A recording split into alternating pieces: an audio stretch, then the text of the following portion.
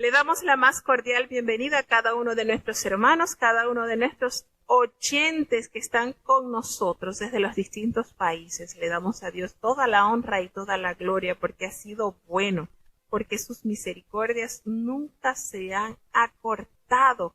Nuevas son cada mañana. Tenemos conexiones desde los Estados Unidos. Le damos la más cordial bienvenida a cada uno de nuestros oyentes que están desde los distintos puntos del país. Tenemos desde Panamá, desde Alemania, tenemos conexiones desde Colombia, así como de Chile y de México. Bienvenidos todos nuestros hermanos que día a día se emprenden este viaje a través de las Sagradas Escrituras. Vamos entonces a iniciar teniendo la oración de inicio, la oración de apertura, para luego continuar con la introducción al maravilloso libro del profeta Isaías. Oremos. Bendito Padre Celestial, Dios de eterna bondad, de rica y de abundantes misericordias, ante tu divina presencia estamos, Señor. Te adoramos, te exaltamos, porque solo tú eres digno de toda honra y de toda gloria. Señor, ¿a quién iremos si solamente en ti hay palabras de vida eterna? Nosotros, Señor, somos barro en tus manos. Ayúdanos cada día más. Perdona nuestros pecados, faltas, errores cometidos delante de ti, pues reconocemos que ante tu presencia no hay hombre que no peque, Señor. Pecamos en pensamientos, pecamos en palabras, en acciones, Señor. Ayúdanos a corregir, a cambiar, a no descansar en nuestra naturaleza y decir yo soy así y muero así. No, Señor. Ayúdanos. Pon tu mano de amor y guíanos con tu bondad. Ten piedad, te pedimos en esta hora por la programación que va a dar inicio. Permítenos que tu Espíritu Santo nos asista, sea el tutor de esta programación, Señor. Todos los temas que se hayan de hablar, todo lo que tu palabra nos ha de regalar en esta tarde, que sea de mucha bendición, pues tu palabra nos revela cuánto es de beneficio a nuestras almas, tu gloriosa bondad. Padre bueno, en tu palabra hallamos cuál es tu anhelo hacia la virtud de los corazones que escuchan tu palabra. Te presentamos, oh Dios, los niños, los jóvenes, los ancianos, los adultos, Padre, los enfermos. Tú conoces cada uno de ellos, sus necesidades por los cuales te los presentamos, sabiendo, reconociendo que tú eres nuestro sanador y que en ti, Señor, está la perfecta voluntad para el hombre. Ten piedad, te suplicamos, por los distintos países que ya están conectados, Señor. Bendice sus hogares, protégelos. Permite que tu palabra, Señor, pueda hacer en ellos ese efecto, el cual tú deseas ver, Señor. Porque así como desciende de los cielos la lluvia y la nieve, y no vuelve allá, sino que harta la tierra y la hace germinar y producir, y da simiente al que siembra y pan al que come, así será tu palabra que sale de tu boca. No volverá a ti vacía, Señor, antes hará lo que tú quieres y será prosperada en aquello a quien la has enviado.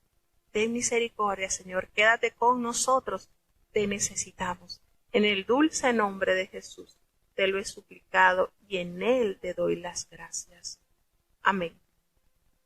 Bueno, vamos entonces a tener una breve introducción sobre este maravilloso libro, conocido como el Príncipe de los Profetas, Isaías. Vamos a compartir un poco de lo que nos enseñaron a nosotros en la clase de este libro. Es maravilloso este libro, todo lo que tiene, profecías que ya han sido cumplidas y otras que están por cumplirse también. Vamos entonces a conocer un poquito del profeta Isaías.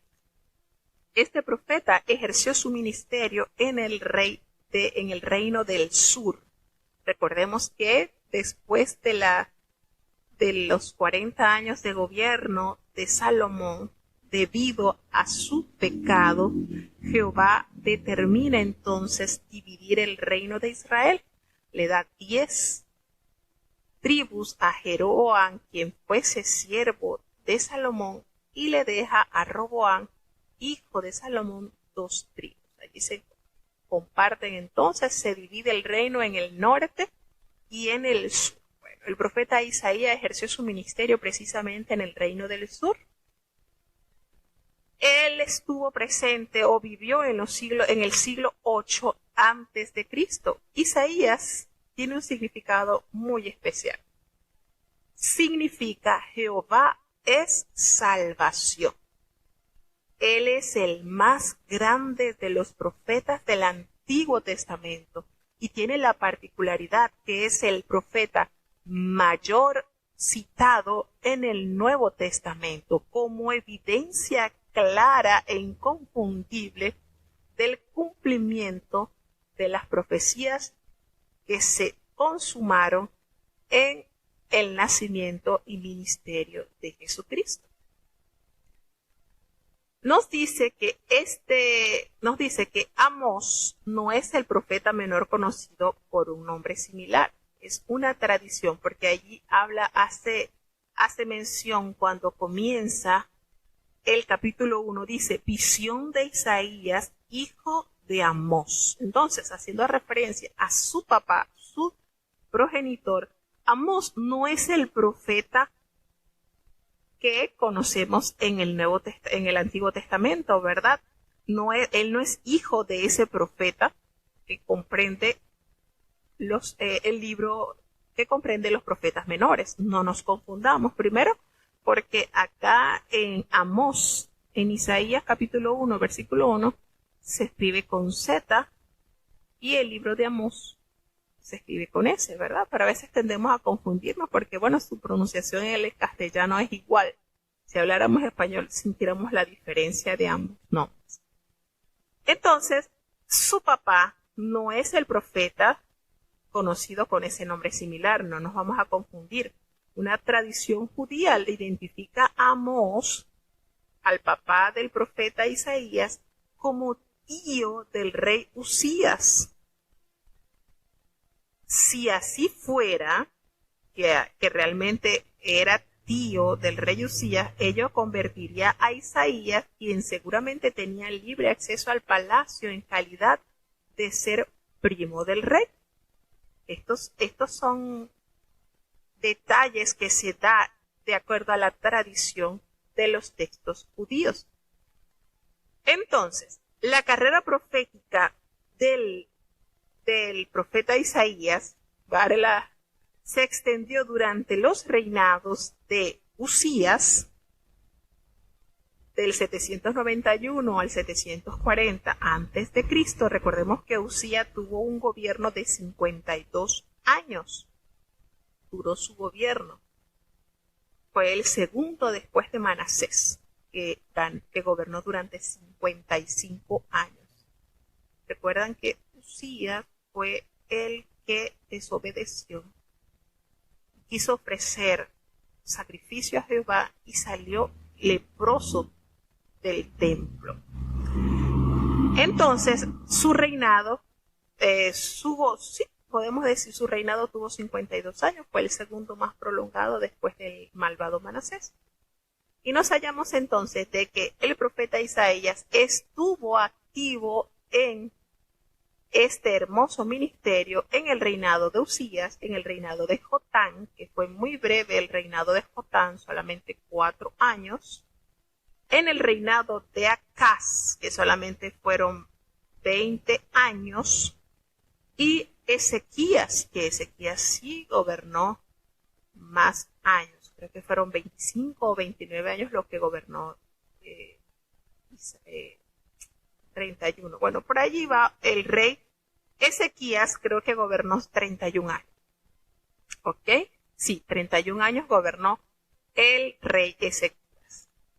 Resulta que la tradición judía también afirma de que cuando muere Ezequías, entra a reinar el malvado Manasés. Y también la tradición judía afirma que el profeta Isaías muere en el gobierno del malvado Manasés y la muerte de él fue aserrado. Lo abrieron con una sierra en dos. Es lo que se habla según la tradición judía. Y es de creer porque recordemos que este hombre, Manasés, hizo mucho daño a todo aquel que invocaba a Dios, aquel que obedecía a la palabra de Dios. Entonces cabe la posibilidad de creer esa tradición o eso que narran los libros de las historias judías. Cabe en la posibilidad.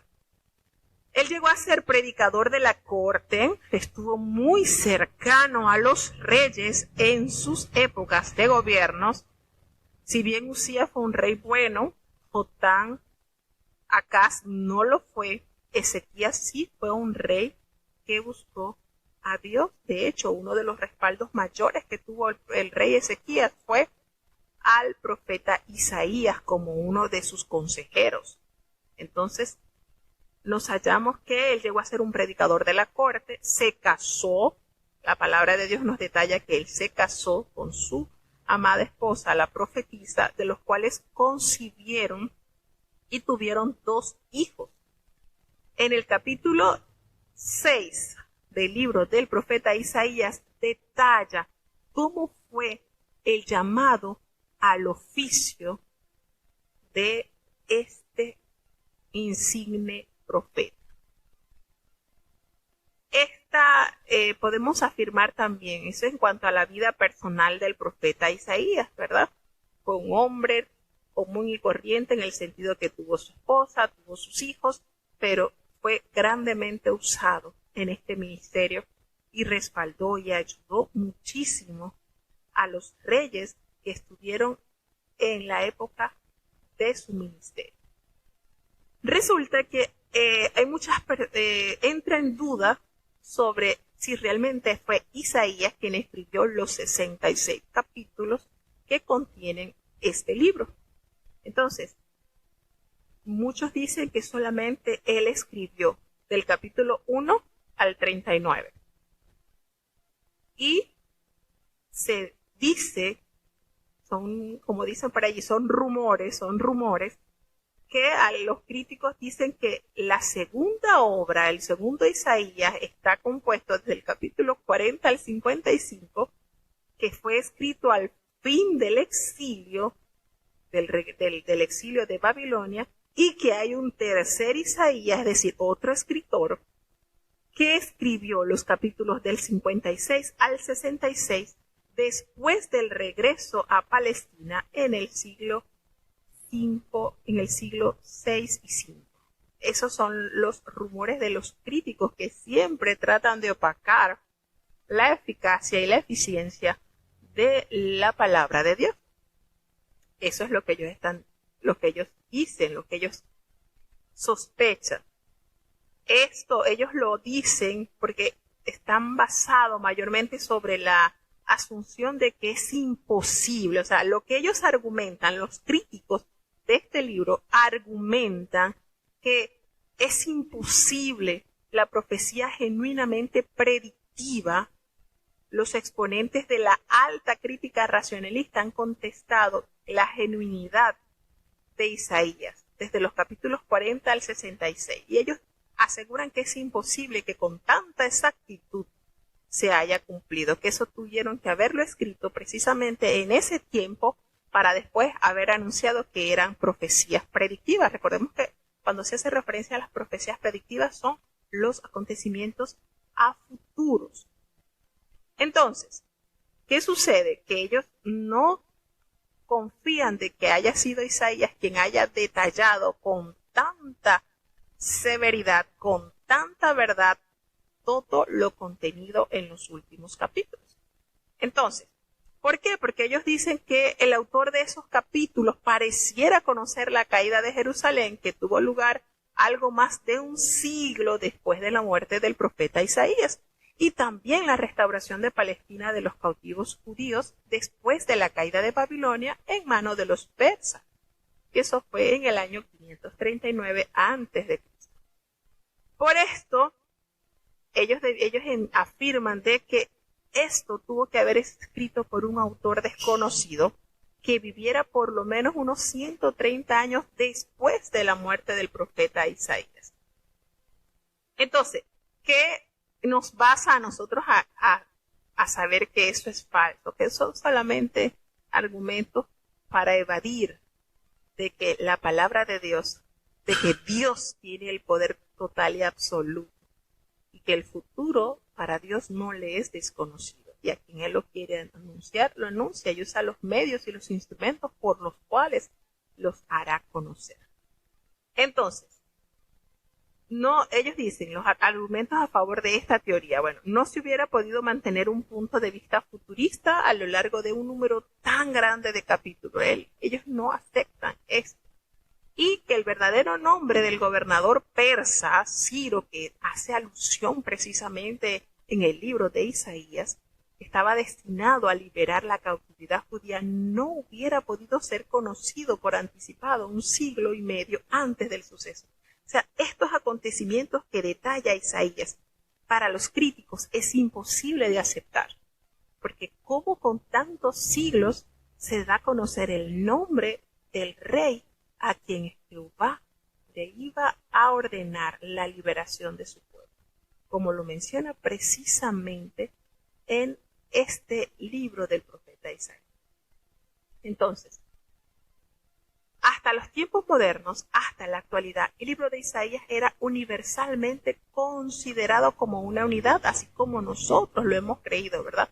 Como producto del profeta que lleva su nombre. El libro tiene el nombre del profeta y, por supuesto, es escrito en el siglo VIII antes de Cristo. Un solo manuscrito contenía la totalidad de la obra, hecho que conocemos no solo por los descubrimientos de Qumrán. Entonces, estos han sido debates que han tratado de introducir para que las personas no crean en la veracidad de la palabra de Dios, para tratar de destruir de que esas profecías predictivas con tanta exactitud y con tantos años de diferencia no pudo haber sido realidad. Eso tuvieron que haberlo escrito precisamente escritores que estaban allí, que conocían todo y lo plasmaron allí para que la gente después creyera esa mentira. No. ¿Qué es lo que nos afirma entonces? ¿Cuál es la evidencia que nosotros como creyentes, como hijos de Dios, tenemos como esa herramienta de validez? Bueno, resulta, pasa y acontece que hay un hecho muy importante, como son lo que se conoce como los pergaminos que se hallaron en Qumrán, una cueva donde se encontraron una cantidad de pergaminos que data de muchos siglos atrás y que está tal cual así, en un solo compendio, como nosotros lo conocemos. Es un hecho arqueológico que refuta todas esas teorías absurdas que intentan quitarle la validez a la palabra de Dios. Entonces, también la palabra de Dios nos dice cómo se puede corroborar a través de los datos también detallados por los evangelistas. Entonces, hay muchas cosas que datan, que se puede corroborar a través de escritos antes. El Nuevo Testamento coincide plenamente con lo narrado por el profeta Isaías. Y estamos hablando de 700 años antes de que fuese llevado a la realidad. ¿Y quién lo confirma? Bueno, los testigos fieles que vivieron y que perfectamente narran los hechos que ya estaban escritos en la palabra de Dios. Por eso hay tanta armonía con el libro de Isaías y el Nuevo Testamento. Hay muchísima armonía, muchísima, como evidencia plena de la verdadera inspiración de Dios revelada a los hombres. Entonces, ¿cómo nosotros refutamos estos argumentos absurdos que la llamada ciencia o los que tratan de hacer dudar de la veracidad de este libro? Bueno, no se mantiene una posición futurista a través de estos 27 capítulos. Imagínense, 27 capítulos. Hay muchos pasajes que tratan con asuntos contemporáneos de Isaías histórico. Las Sagradas Escrituras no dudan en mencionar nombres específicos cuando la ocasión lo demanda. El nombre del rey Josías había sido predicho por el profeta de Judá 3 siglos antes de su época. ¿Recuerdan ese acontecimiento? Cuando el profeta desobediente aborda a Jeroboam y le dice que de la simiente de David nacerá un rey que se llamará Josías y que limpiaría todo lo que sería Judá, Samaria y todos los límites.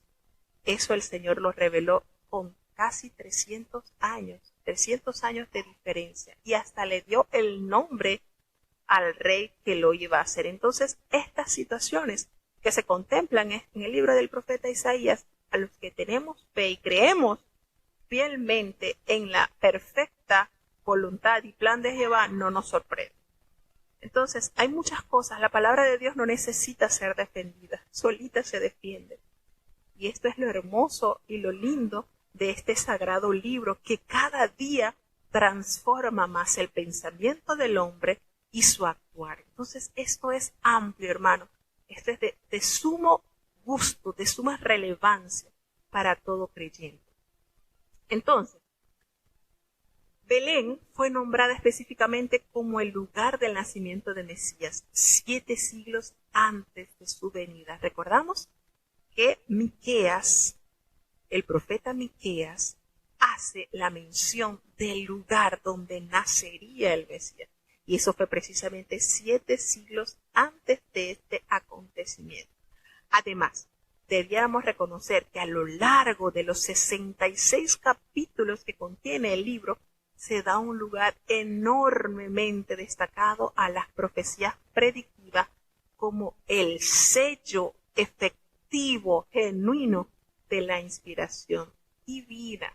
Entonces, lo razonable es asumir que todos los 27 capítulos que ellos argumentan que no fueron escritos por el profeta Isaías, sí fueron escritos, todos fueron redactados, todos esos capítulos, fueron redactados antes de la caída de Jerusalén, que fue precisamente en el año 586 antes de Cristo, cuando entra Nabucodonosor e invade Jerusalén y destruye la ciudad. Entonces, no hay rastros de evidencia interna que den apoyo a la teoría de un segundo o un tercer Isaías. No lo hay.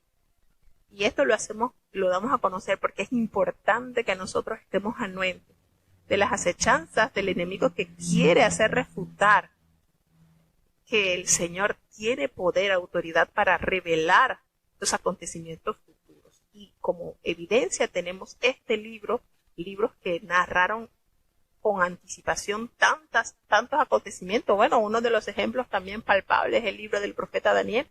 Así que hay muchas cosas que nosotros debemos de evaluar con sumo cuidado y no permitir que esas pequeñas ideas absurdas que está brotando de la gente que quiere hacer dudar de la eficiencia de la palabra de Dios sean enteramente rechazadas. Entonces, no hay rastro, ¿verdad?, que haya un segundo, un tercer Isaías, aparte de un perjuicio filosófico en contra de la posibilidad de la profecía predictiva, que por supuesto en la palabra de Dios hay muchísimo sobre estas profecías predictivas. Entonces, en cada punto susceptible de verificación, el único lugar de origen que satisface a los datos del texto es Palestina. El único tiempo de redacción que cuadra con la evidencia interna es una fecha anterior a la del exilio, y más específicamente en el reinado del rey Manasés.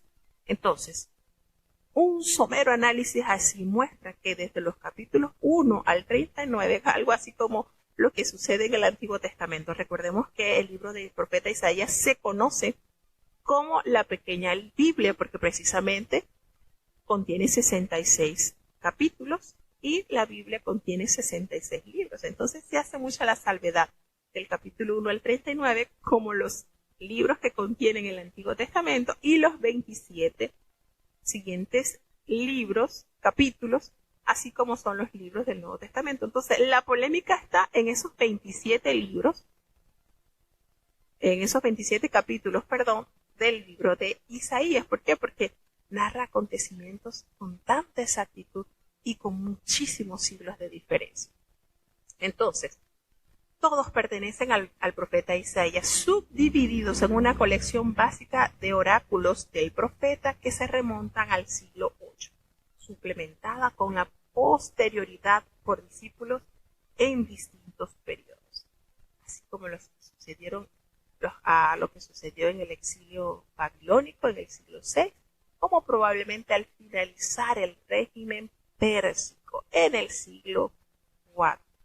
Entonces, este material añadido incluye numerosas contribuciones menores, como suma alrededor de unos 250 versículos de los capítulos 1 al 39, es decir, alrededor de un tercio, y algunas de las unidades mayores serán analizadas como forma de varias partes.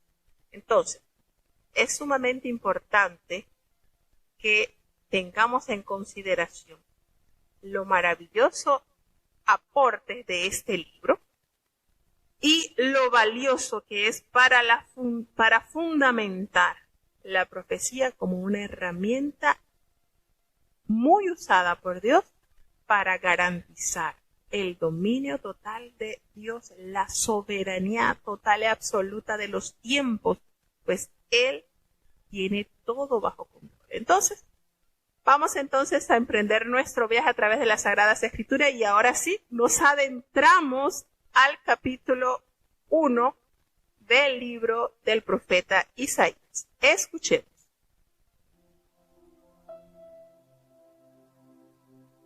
Libro de Isaías, capítulo 1. Visión de Isaías, hijo de Amós, la cual vio sobre Judá y Jerusalén en días de Usías, Jotán, Acaz y Ezequías, reyes de Judá. Oíd, cielos, y escucha tu tierra, porque habla Jehová. Crié hijos, y engrandecílos, y ellos se rebelaron contra mí. El buey conoce a su dueño, y el asno el pesebre de su señor. Israel no conoce, mi pueblo no tiene entendimiento. Oh gente pecadora, pueblo cargado de maldad, generación de malignos, hijos depravados, dejaron a Jehová, provocaron a ira al Santo de Israel, tornáronse atrás. ¿Para qué habéis de ser castigados aún? Todavía os rebelaréis, toda cabeza está enferma, y todo corazón doliente. Desde la planta del pie hasta la cabeza no hay en él cosa ilesa, sino herida, hinchazón y podrida llaga. No están curadas, ni vendadas, ni suavizadas con aceite. Vuestra tierra está destruida, vuestras ciudades puestas a fuego, vuestra tierra delante de vosotros, comida de extranjeros, y asolada como asolamiento de extraños. Y queda la hija de Sión como choza en viña, y como cabaña en melonar, como ciudad asolada. Si Jehová de los ejércitos no hubiera hecho que nos quedasen muy cortos residuos, como Sodoma fuéramos y semejantes a Gomorra.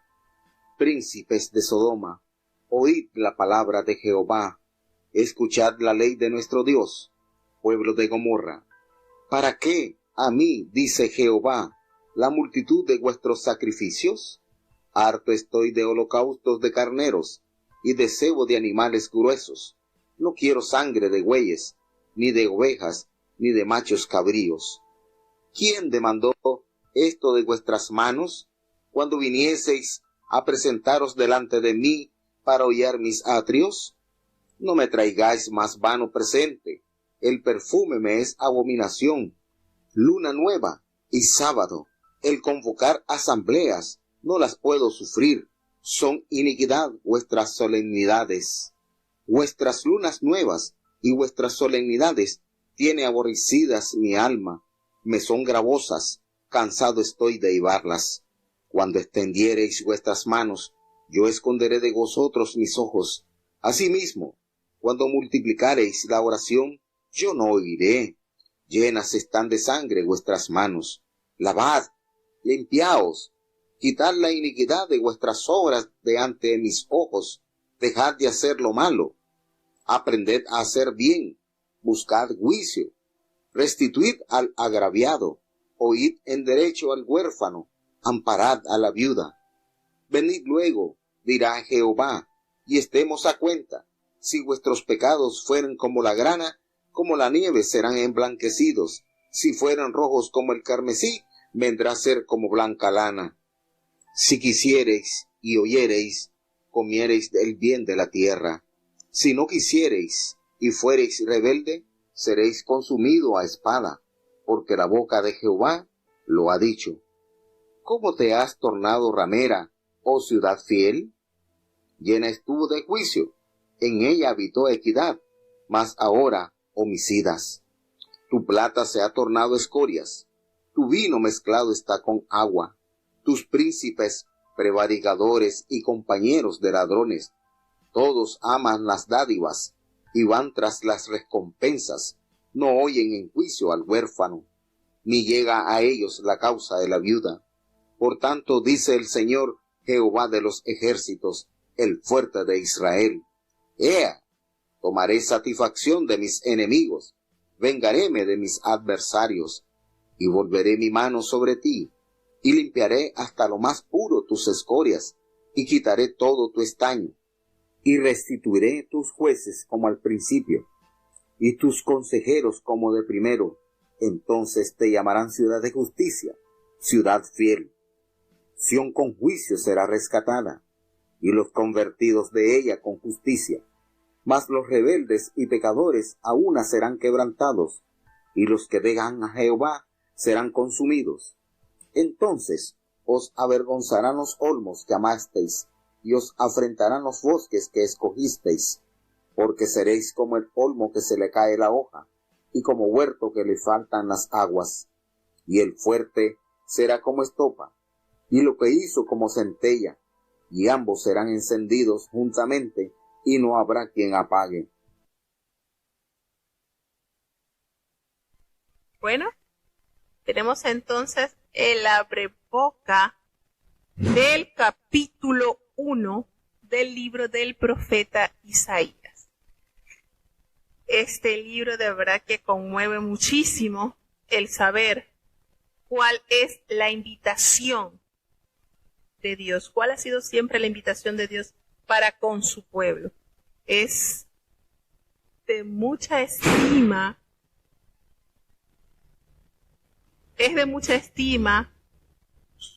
el llamado de Dios a su pueblo. Dice así entonces, para ir explicando, para ir detallando un poquito de lo que nos comparte este maravilloso capítulo del profeta Isaías.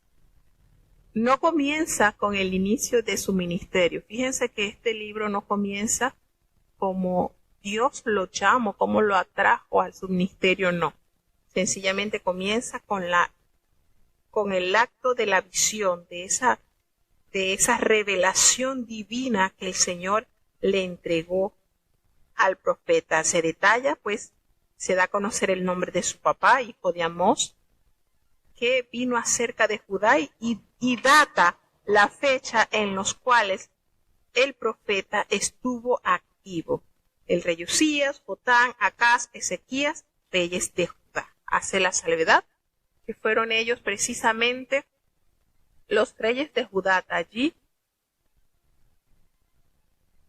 donde se desarrolló el ministerio profético de Isaías. Revela la maldad de Judá. Nos dice entonces que es lo terrible cuando le hace conocer la triste realidad, la triste situación del pueblo de Dios.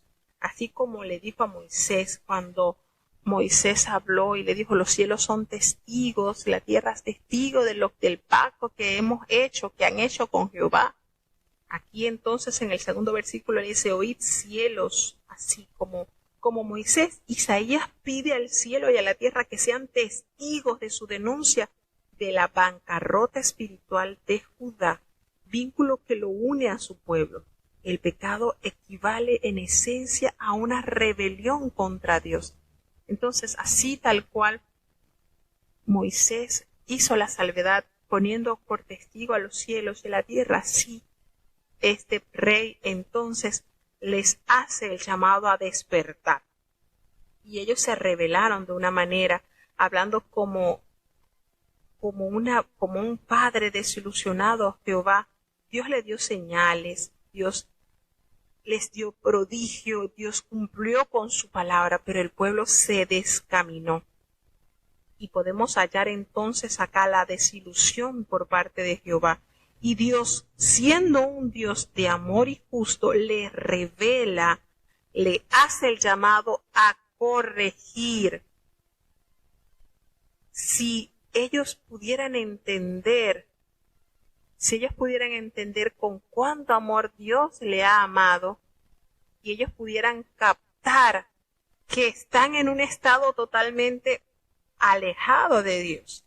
Entonces miren cómo se dibuja la manera en que Dios, como un maestro, como un pedagogo, instruye a sus hijos y usa herramientas para hacer despertar la conciencia al ser humano. Y me llama mucho la atención porque él le hace la salvedad, él le hace esta comparación y le dice en los siguientes versículos de este capítulo, le dice, el buey conoce a su dueño y el asno el pesebre de su señor. Fíjense, ¿será que ellos estaban acostumbrados a ver estos animalitos, las actitudes de ellos, cómo era realmente que estos animales irracionales, sin ese entendimiento del cual Dios los privó, cómo ellos reconocen la mano de su amo, reconocen el lugar donde ellos pertenecen? Sin embargo, el Señor abre paréntesis y le dice, Israel no conoce, mi pueblo no tiene entendimiento. Lo que estos animalitos se puede palpar, lo que estos animalitos nos dan a entender, nos enseñan que ellos verdaderamente saben a quiénes pertenecen y al lugar donde ellos han de morar, mi pueblo no. Entonces se usa este estilo poético de este libro, un estilo utilizado por el profeta Isaías, que nos da a conocer el paralelismo de una información, en este caso, la situación que está representada por el pueblo al desconocer quién es su amo y al desconocer el lugar de su reposo, a dónde ellos deben estar. Entonces, estos conceptos se repiten utilizando pues palabras a menudo para contrastar una idea con la otra. Isaías también utiliza numerosas metáforas en forma de prosa. Israel, aunque algunos especialistas creen que el autor no tiene mente en el reino del norte, lo más probable es que Israel aquí está representando a Judá. Cuando hace la alusión, mi pueblo Israel no conoce, mi pueblo no tiene entendimiento. Y esa manera, ¿verdad?, como el profeta aborda la orden del Señor y le da a entender al pueblo bajo qué condición estaba, gente pecadora. ¿A quién le gusta que le digan en su cara, eres un pobre pecador, eres un pecador? Creo que ahorita es una ofensa que uno aborde a una persona y le diga, eres un pecador. Pero es la peor ofensa que se le puede presenciar, que se le puede decir a una persona. Sin embargo, era el Espíritu de Dios quien usaba de su instrumento para darle a conocer la situación en la que estaba el pueblo de Dios, gente pecadora. Ellos pecaban, ellos no estaban atinando al blanco que el Señor les había enseñado por mano de Moisés y de los profetas. Esta nación se había equivocado completamente del camino de Dios, había desobedecido tanto el mandato de Jehová. Dios es santo Y la característica que debía resaltar en su pueblo es precisamente la santidad. Ellos se habían desviado totalmente de ese punto en el cual el Señor los había instado. Gente pecadora, están cargados de maldad. Imagínense, generación de malignos, hijos depravados. Dejaron a Jehová, lo dejaron y lo provocaron a ira. ¿A quién? Nada más y nada menos que al Santo de Israel. Se volvieron atrás. Imagínense qué manera de asistir el profeta al pueblo, diciéndole sus verdades en la cara. Porque para que el enfermo pueda procurar al doctor, tiene que reconocer su estado de enfermedad. Y muchas veces, el pecador no tiene la necesidad de buscar al doctor, que en este caso sería al Señor como Salvador, porque no ha reconocido su estado. Y aquí vemos entonces la obra de Dios a través del profeta para instarlos a que despierten de ese estado de maldad. Imagínense cuántas características terribles en este solo versículo. Gente pecadora, pueblo cargado de maldad, generación de malignos, hijos depravados, dejaron a Jehová y lo han provocado a la ira. Este versículo está, pero aquí está, este es como un rayo X, toda la condición en que estaba el pueblo de Dios, tal cual. ¿Y a quién le gusta que le digan sus verdades en la cara? Creo que a nadie, ¿verdad? Sin embargo, el Señor ordenó eso por boca de su profeta. Le hace la pregunta entonces, ¿para qué habéis de ser castigados aún? Si todavía se rebelan, toda cabeza está enferma y todo corazón doliente. Es decir, da una idea de la depravación total en la que residía el pueblo. Y esto no se está haciendo referencia a Isaías, no le está hablando a un pueblo gentil. Isaías le está hablando al pueblo de Dios, a quienes fueron testigos de sus maravillas, a quienes el Señor se les presentó grandemente, a quienes el Señor les manifestó su voluntad. Y esto de verdad que hay que resaltar. Hay que resaltar cuántas cosas el profeta va narrando, detallando la situación deplorable del pueblo de Dios. Entonces estaban tan alejados de la voluntad de Dios que da pesar que este pueblo, habiendo sido objeto de tanto amor, de tanto cuidado y de obras tan maravillosas, tuviese una condición tan deplorable. Entonces le sigue detallando desde la planta del pie hasta la cabeza. No hay en él cosa ilesa, sino herida, hinchazón, podrida, llaga. No están curadas, ni vendadas, ni suavizadas con aceite. Toda la condición de ellos era pero tan deplorable, que fíjense cómo de manera ilustrativa va describiendo la condición del país. La condición del país era que no había nada bueno desde la punta del pie hasta la mollera. Todo está corrompido. Es decir, desde los líderes religiosos, desde los gobernadores, desde los que debían ser los responsables de que las cosas marcharan bien, están descompuestos, están dañados. Y desde el más alto hasta el más insignificante esclavo, están totalmente en estado de descomposición, están putrefactos, no están cumpliendo, no están llevando a cabo la vida de santidad que Dios les había mostrado. Entonces, el pecado y la rebelión han traído desastre a su anterior y fructífera tierra donde Jehová los colocó. Todo esto trajo como consecuencia que la tierra estuviese destruida, sus ciudades puestas a fuego. Toda la comida que ellos tenían era para los extranjeros, es decir, otros aprovechaban el trabajo de ellos, eran asolados. Y entonces, ¿qué queda de la hija de Sión? ¿Qué queda de la hermosa Sión? Personificando a Jerusalén y a sus habitantes. Eso es lo que representa la hija de Sión, enramada en viña, es decir, que se construía para cobijar a las personas que protegían el viñedo contra los ladrones de la fruta. Y la enramada se abandonaba cuando ya no era necesario. Entonces, al abandonar Dios a Judá, ésta quedaba tan desolada como una enramada inservible, un resto pequeño.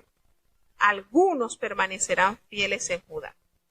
Entonces, así le hace la salvedad, así como una cabaña en el melonar, como una ciudad asolada, que se hacía por una pequeña temporada hasta que la cosecha se recogiera y proteger el fruto de los ladrones. Si Jehová de los ejércitos, si Jehová de los ejércitos no hubiera hecho con nosotros, quedasen muy pocos residuos. Y este versículo lo trae a la memoria el apóstol Pablo.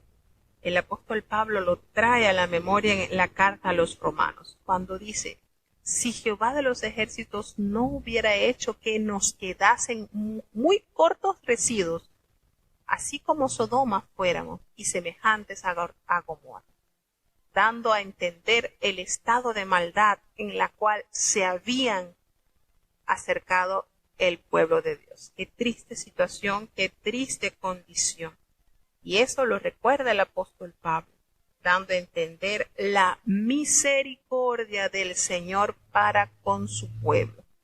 Que dice entonces, príncipes de Gomorra, oíd la palabra de Jehová, escucha la ley de nuestro Dios, pueblo de Gomorra. Y bueno, como que se están portando como estas ciudades, bueno, vamos a hacerle despertar.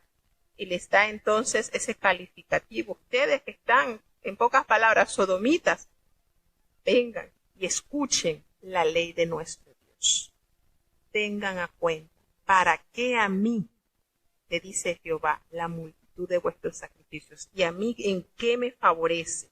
Los sacrificios habían sido ordenados por Dios como una vía para obtener el perdón de los pecados. Isaías no se está oponiendo a los sacrificios, a la oración, al culto colectivo, al holocausto.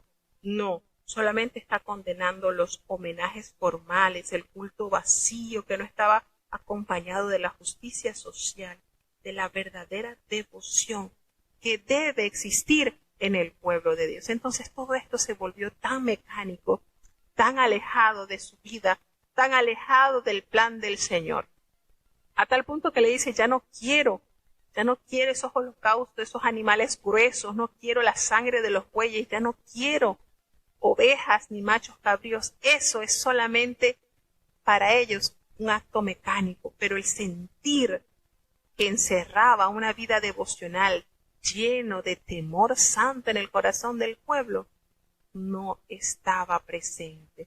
¿Quién les pidió esto de sus manos? Cuando viniesen a presentarse delante de mí para pisar mis atrios. ¿Quién les ha dicho esto? No me traigan.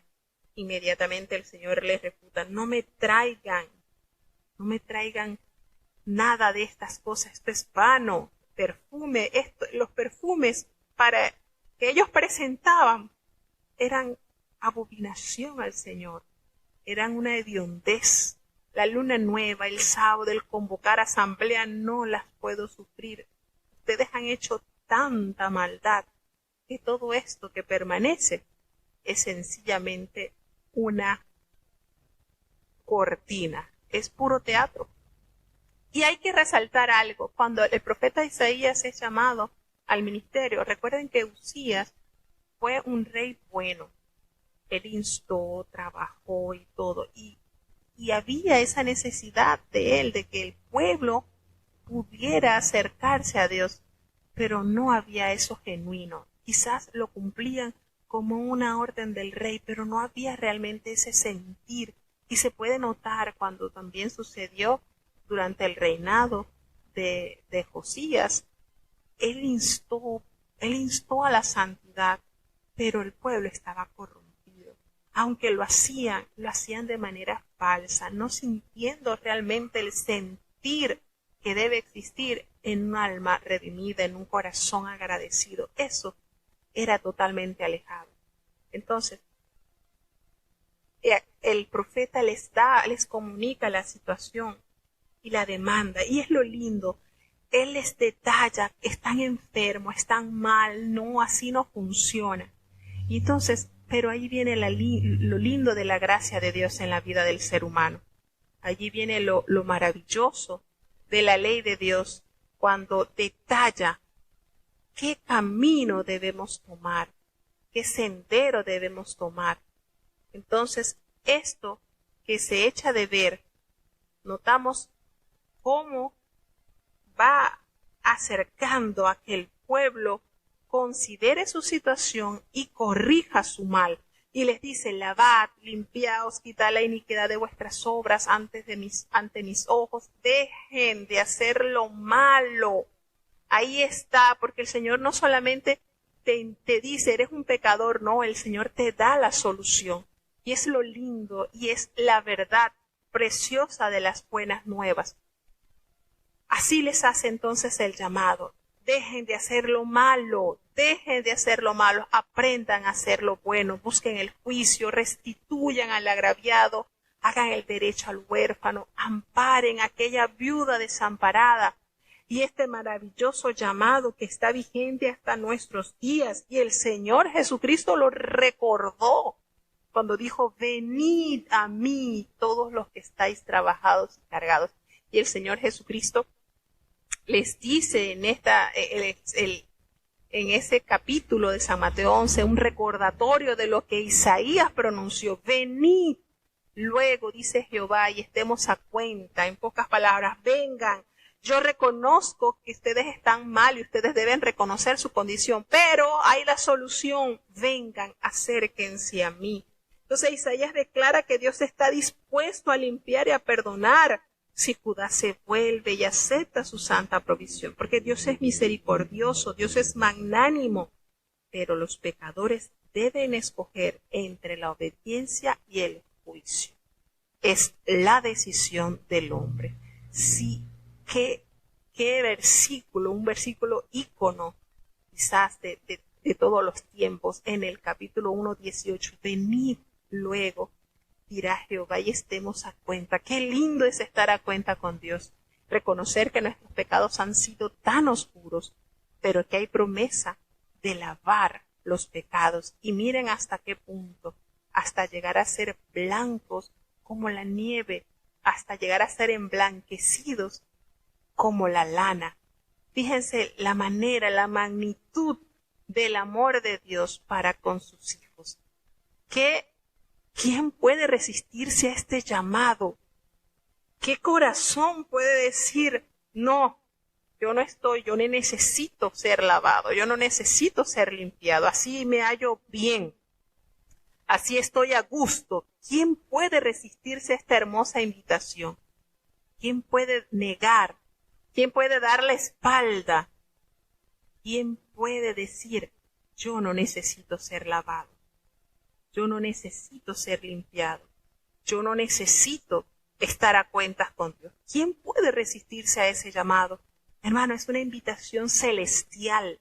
Es una invitación que nos debe contrictar nuestra alma, nos debe compungir cada célula de nuestro ser. Que Dios nos esté diciendo de qué manera estamos ante Él, pero que aún así no nos va con el hacha de una vez a cortar. No. El Señor le está diciendo: vengan y estemos a cuenta. Y qué manera el Señor, qué amor tan divino ha podido ser manifestado a través de los tiempos. Qué manera, hermano. Y la pregunta es: ¿habrá algún alma, habrá alguna persona con sus 5 sentidos activos que pueda decir: no, yo no necesito de esto, yo no necesito ser lavado, yo no necesito ser purificado, yo quiero seguir viviendo en la inmundicia y viviendo en la suciedad? ¿O estoy bien así? ¿O se siente plácido así? Qué manera, ¿verdad, Dios, de hablar a sus hijos? Si quisiereis y oyereis, ahí está, si quisiereis y oyereis, comiereis el bien de la tierra. Si no quisiereis y fuereis rebeldes, seréis consumidos a espada, porque la boca de Jehová lo ha dicho. Ahí está, escoge, escoge, es tu decisión. ¿Bajo qué condición quieres vivir? ¿Bajo qué condición estás dispuesta a asumir tus pecados? Le dice entonces una de las verdades fuertes, la llama ramera. En lugar de ser una ciudad donde la gente se acerca a Dios, Jerusalén se ha convertido en una seductora que invita a la maldad y a la idolatría. ¿Cómo te has tornado ramera, oh ciudad fiel? Se pone esta pregunta terrible. ¿Cómo te has vuelto? Cómo se prostituía ante los ídolos, ofreciendo holocaustos, sacrificios y haciendo cuanta inmundicia. Y el Señor le hace esta pregunta: ¿en qué momento, cómo lo has hecho? Cuando eras una ciudad fiel. Y ahora está llena de, ella estuvo llena de juicio, en ella hubo equidad, pero ahora hay homicidas, ahora hay inmundicia y maldad. Esa plata que había en abundancia, ahora es una escoria, es inservible. Tu vino, del cual era muy valioso, muy valorado, está mezclado con agua. En pocas palabras, no sirve, está adulterado. Esa pureza que el Señor quiere hallar en sus hijos está totalmente alterado.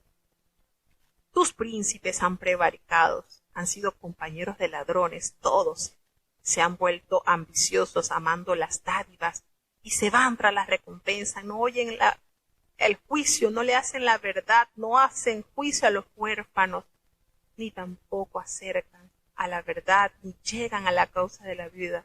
Por tal motivo el Señor entonces, el fuerte de Israel, hará entonces que de sus enemigos serán los adversarios y van a consumirlos hasta no quedar sino un pequeño remanente.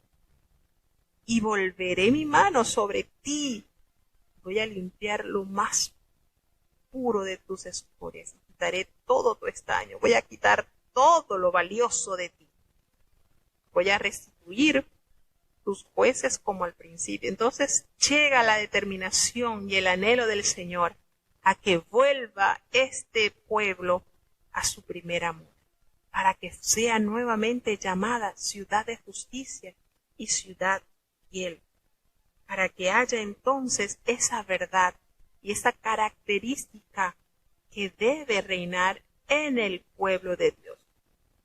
Le promete que será rescatada y que se volverán a la justicia, pero aquellos rebeldes, aquellos impíos, aquellos pecadores serán quebrantados, y los que dejan a Jehová se les espera un triste final. Entonces ellos se van a avergonzar, de aquellos ídolos a los cuales ellos adoraron y aquellos bosques los que ellos escogieron como dioses, porque van a ser como un árbol muy frondoso, pero que las hojas ya no están en su verdor. Van a ser como un huerto que le falta agua. ¿Y qué pasa cuando el huerto carece de agua? Completamente se seca. Entonces, y el fuerte será como estopa. No habrá en ustedes poder, no habrá en ustedes grandeza. Los lugares serán totalmente consumados. Toda la maldad será entonces destruida. No habrá nadie quien apague. Así hace entonces la sentencia el primer capítulo del profeta Isaías. Precioso, maravilloso, lindo, no hay nada que desechar. Libro de Isaías, capítulo 2. Lo que vio Isaías, hijo de Amós, tocante a Judá y a Jerusalén. Y acontecerá en lo postrero de los tiempos, que será confirmado el monte de la casa de Jehová por cabeza de los montes, y será ensalzado sobre los collados, y correrán a él todas las gentes. Y vendrán muchos pueblos, y dirán, venid, y subamos al monte de Jehová, a la casa del Dios de Jacob, y nos enseñará en sus caminos, y caminaremos por sus sendas. Porque de Sión saldrá la ley, y de Jerusalén la palabra de Jehová. Y juzgará entre las gentes, y reprenderá a muchos pueblos, y volverán sus espadas en rejas de arado, y sus lanzas en hoces. No alzará espada gente contra gente, ni se ensayarán más para la guerra. Venid, oh casa de Jacob, y caminemos a la luz de Jehová. Ciertamente tú has dejado tu pueblo, la casa de Jacob, porque son henchidos de oriente, y de agoreros, como los filisteos, en hijos ajenos descansan. Su tierra está llena de plata y oro, sus tesoros no tienen fin. También está su tierra llena de caballos, ni sus carros tienen número. Además, está su tierra llena de ídolos, y a la obra de sus manos se han arrodillado, a lo que fabricaron sus dedos. Y hase inclinado el hombre, y el varón se ha humillado, por tanto, no los perdonarás. Métete en la piedra, escóndete en el polvo, de la presencia espantosa de Jehová y del resplandor de su majestad. La altivez de los ojos del hombre será abatida, y la soberbia de los hombres será humillada. Y Jehová solo será ensalzado en aquel día. Porque día de Jehová de los ejércitos vendrá sobre todo soberbio y altivo, y sobre todo ensalzado, y será abatido. Y sobre todos los cedros del Líbano, altos y sublimes, y sobre todos los alcornoques de Basán, y sobre todos los montes altos, y sobre todos los collados levantados, y sobre toda torre alta, y sobre todo muro fuerte, y sobre todas las naves de Tarsis, y sobre todas pinturas preciadas. Y la altivez del hombre será abatida, y la soberbia de los hombres será humillada, y solo Jehová será ensalzado en aquel día, y quitará totalmente los ídolos, y meteránse en las cavernas de las peñas, y en las aberturas de la tierra, por la presencia espantosa de Jehová, y por el resplandor de su majestad, cuando se levantare él para herir la tierra. Aquel día arrojará el hombre a los topos y murciélagos, sus ídolos de plata y sus ídolos de oro que le hicieron para que adorase, y se entrarán en las hendiduras de las rocas y en las cavernas de las peñas, por la presencia formidable de Jehová y por el resplandor de su majestad, cuando se levantare para herir la tierra. Dejaos del hombre, cuyo hálito está en su nariz, porque ¿de qué es el estimado? Bueno, seguimos disfrutando de estas verdades que nos revela el profeta Isaías. Y nótese aquí cómo tenemos varios versículos que nos conectan con el libro del Apocalipsis. Muchos versículos que nos llevan al Nuevo Testamento. En el capítulo 2 habla sobre la futura casa de Jehová. Lo que vio Isaías es una revelación de Dios a Isaías, no es una referencia a la capacidad innata que tenía el profeta, no, es sencillamente la manera en que Dios le detalla acontecimientos que sucederán. Nos dice entonces estos versículos, que estos capítulos, el capítulo 2, los versículos 2 y 4 son muy parecidos a los que están escritos por el profeta Miqueas en el capítulo 4 del versículo 1 al 3, tan sumamente entrelazados. Nos habla del fin de las guerras y un reinado divino universal como la esperanza para el futuro. Son cosas tan importantes que Dios las reveló a estos profetas, al profeta Isaías, al profeta Miqueas, pues hay mucha armonía en estos capítulos. El lenguaje aquí que está detallándose es sencillamente mesiánico, se aplica a la era de la iglesia y también al mundo, también a lo que ha de venir. Dice en el versículo 5 la esperanza linda sobre venir. Cuando nosotros acudimos a este llamado que el Señor nos da, cuando usted escucha la invitación, pero no solamente se conforma con escuchar, sino usted acciona, porque allí está el detalle. Si usted escucha y acciona, usted comenzará a caminar a la luz de Jehová.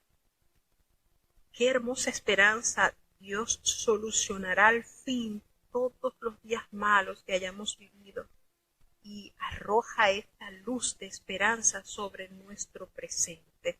Cuando está ese oído apercibido a hacer la voluntad de Dios, es grande las promesas que Dios nos ha dejado. Nos dice cómo es el día de Jehová.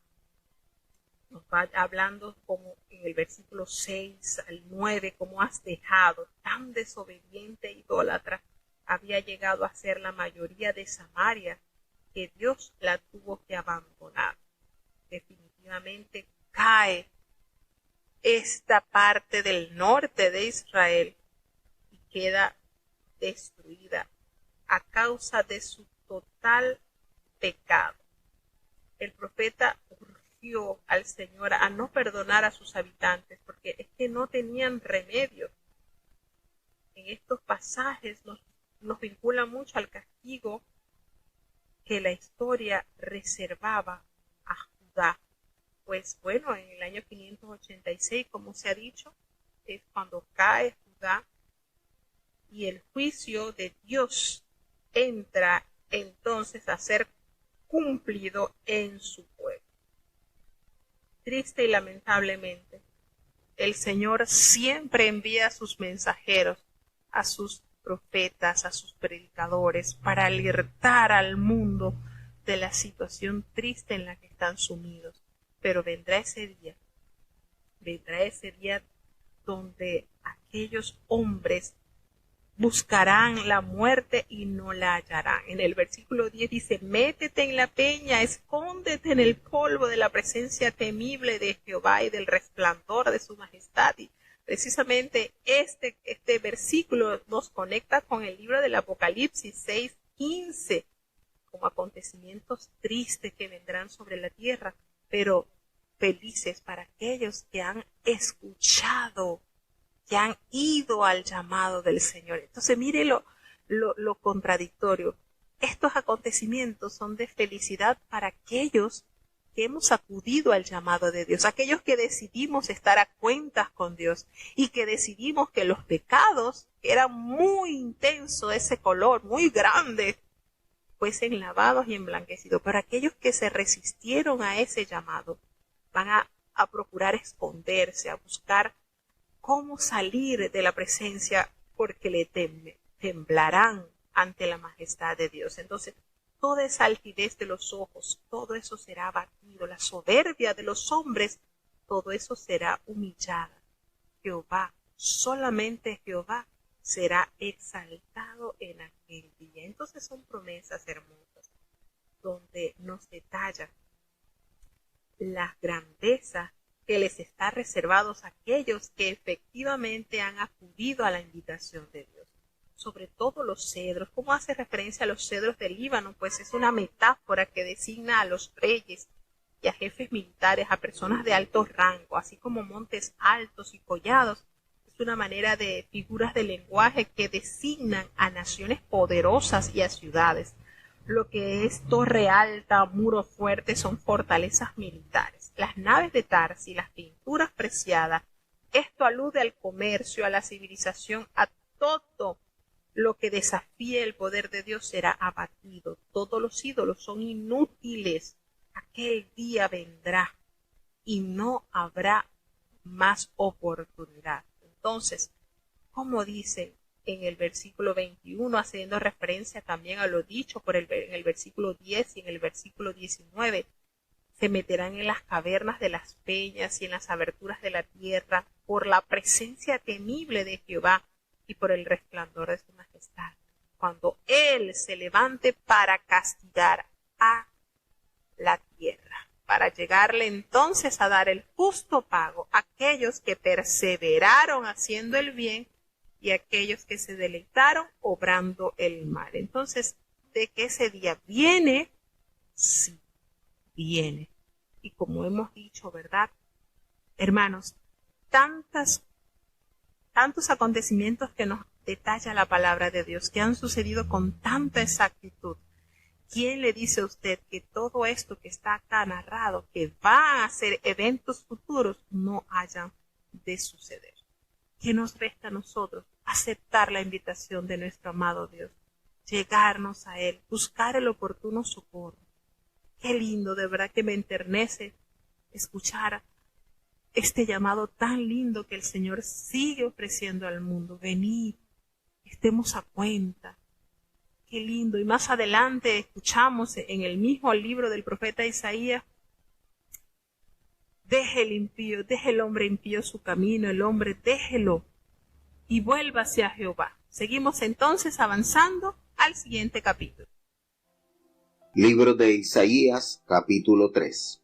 Porque he aquí que el Señor Jehová de los ejércitos quita de Jerusalén y de Judá el sustentador y el fuerte, todo sustento de pan y todo socorro de agua, el valiente y el hombre de guerra, el juez y el profeta, el adivino y el anciano, el capitán de 50 y el hombre de respeto, y el consejero, y el artífice excelente, y el hábil orador. Y pondréles mozos por príncipes, y muchachos serán sus señores. Y el pueblo hará violencia los unos a los otros, cada cual contra su vecino. El mozo se levantará contra el viejo, y el villano contra el noble. Cuando alguno trabare de su hermano, de la familia de su padre, y le dijere: ¿qué vestir tienes? Tú serás nuestro príncipe, y sea en tu mano esta ruina. Él jurará aquel día diciendo: no tomaré ese cuidado, porque en mi casa ni hay pan ni qué vestir.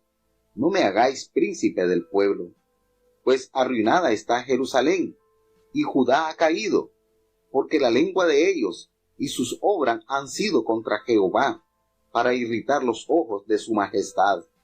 La apariencia del rostro de ellos los convence, que como Sodoma predican su pecado, no lo disimulan. Ay del alma de ellos, porque allegaron mal para sí. Decid al justo que le irá bien, porque comerá de los frutos de sus manos. Ay del impío, mal le irá, porque según las obras de sus manos le será pagado. Los exactores de mi pueblo son muchachos, y mujeres se mío. Los que te guían te engañan, y tuercen la carrera de tus caminos. Jehová está en pie para litigar, y está para juzgar los pueblos. Jehová vendrá a juicio contra los ancianos de su pueblo, y contra sus príncipes, porque vosotros habéis devorado la viña, y el despojo del pobre está en vuestras casas. ¿Qué pensáis vosotros que majáis mi pueblo, y moléis las caras de los pobres? Dice el Señor Jehová de los ejércitos. Asimismo dice Jehová: por cuanto las hijas de Sión se ensoberbecen, y andan cuellerguidas, y los ojos descompuestos, cuando andan van danzando, y haciendo son con los pies. Por tanto, pelará el Señor la mollera de las hijas de Sión, y Jehová descubrirá sus vergüenzas. Aquel día quitará el Señor el atavío de los calzados, y las redecillas y las lunetas, los collares y los joyeles y los brazaletes, las escofietas y los atavíos de las piernas, los partidores del pelo, los pomitos de olor y los zarcillos, los anillos y los joyeles de las narices, las ropas de remuda, los mantoncillos, los velos y los alfileres, los espejos, los pañizuelos, las gasas y los tocados. Y será que en lugar de los perfumes aromáticos vendrá hediondez, y desgarrón en lugar de cinta, y calvez en lugar de la compostura del cabello, y en lugar de faja ceñimiento de saco, y quemadura en vez de hermosura. Tus varones caerán a cuchillo, y tu fuerza en la guerra. Sus puertas se entristecerán y enlutarán, y ella, desamparada, sentaráse en tierra.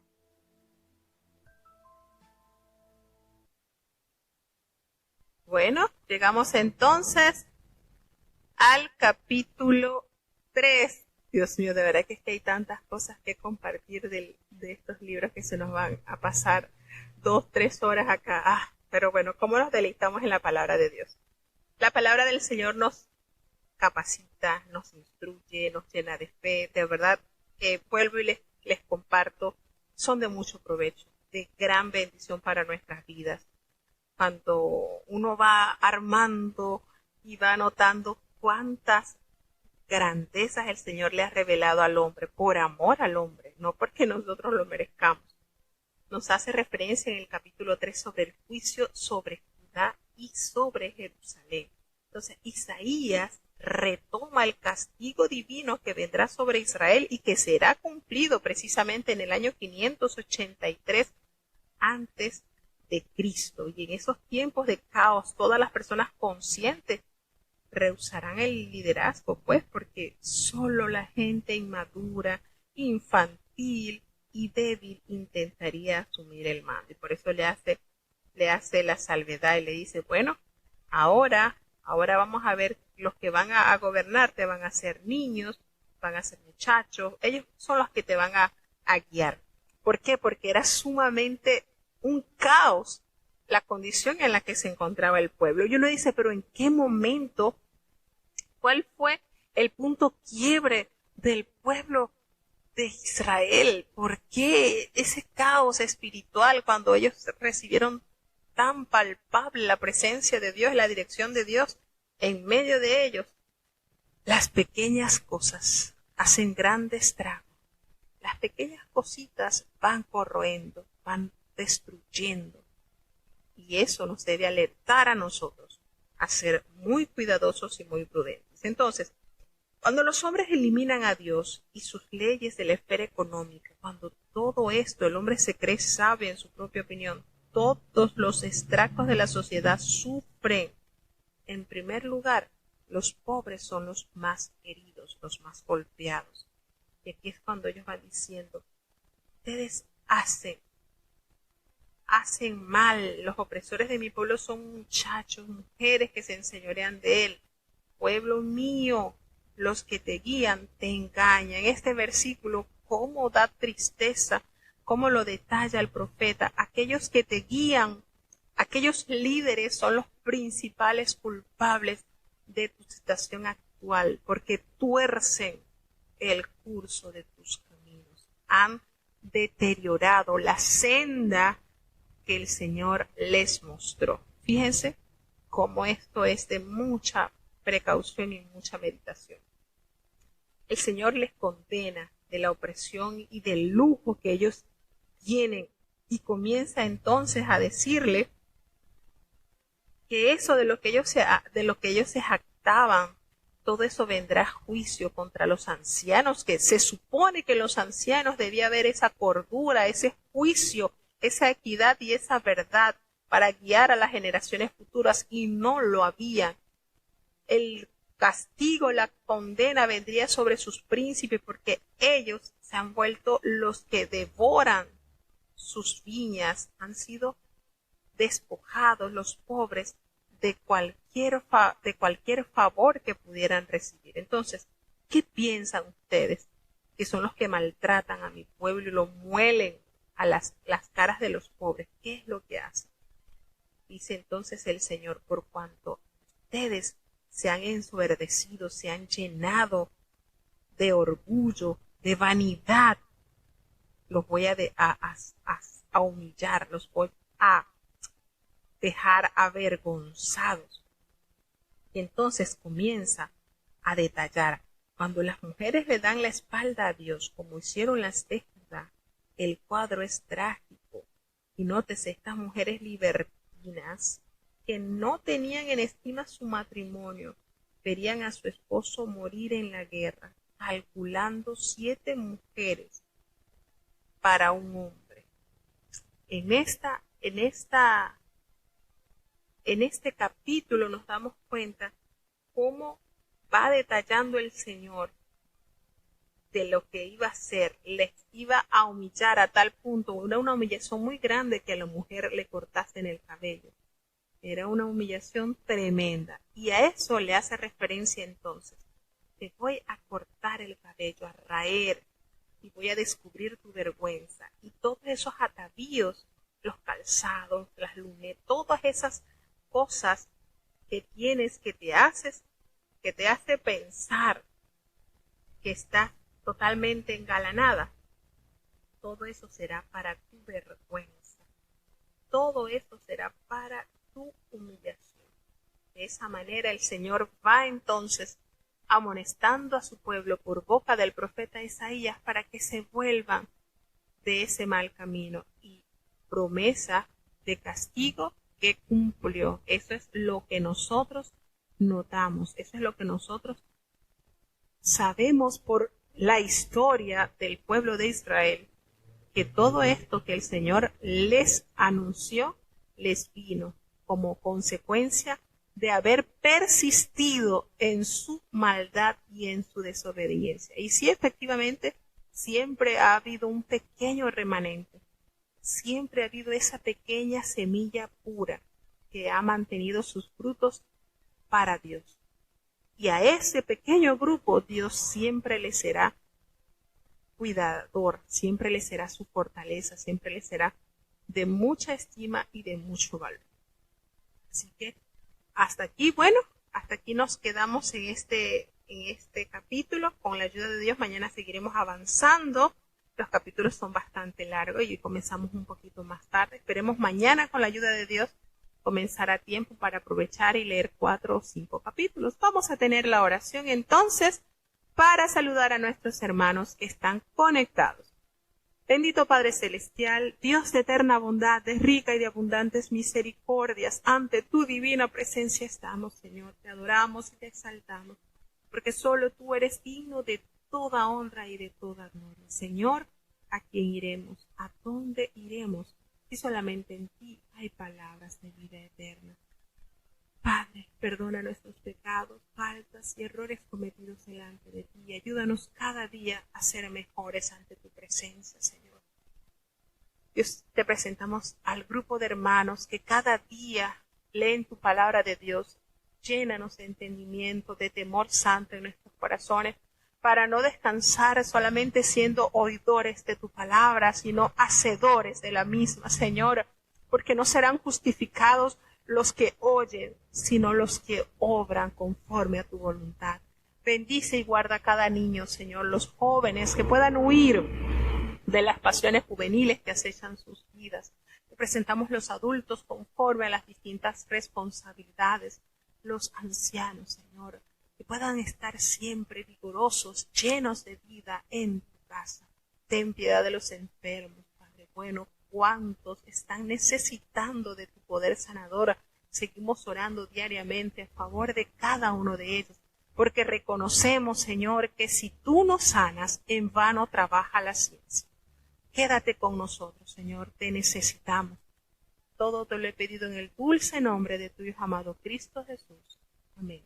Y ahora te pedimos, Señor, que el bendito amor de Dios, la gracia y la paz de nuestro Señor y Salvador Jesucristo, la compañía y comunión de tu Espíritu Santo, quien es nuestro gran consolador, sea con cada uno de tus hijos, nos guarde desde ahora y para siempre. Amén.